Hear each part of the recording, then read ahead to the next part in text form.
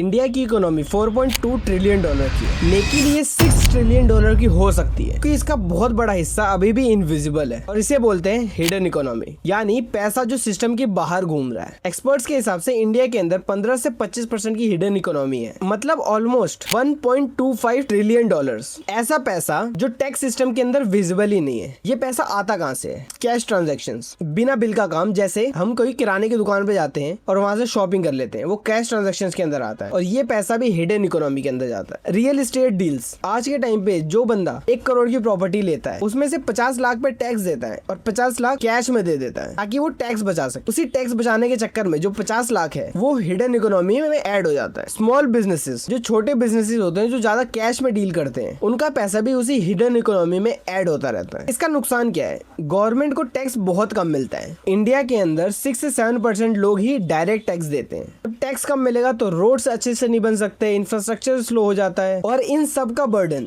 एक honest tax payer पे बढ़ता है जो हर बार सही टाइम पे टैक्स भर आता है। मतलब जो सिस्टम फॉलो कर रहा है वही उस सिस्टम के अंदर सबसे ज्यादा पिसा जा रहा है। इंडिया गरीब है ही नहीं, बस सारा पैसा सिस्टम के बाहर घूम रहा है। और ऐसे डेटा बैक्ड वीडियोस के लिए फॉलो कर लेना। जय हिंद।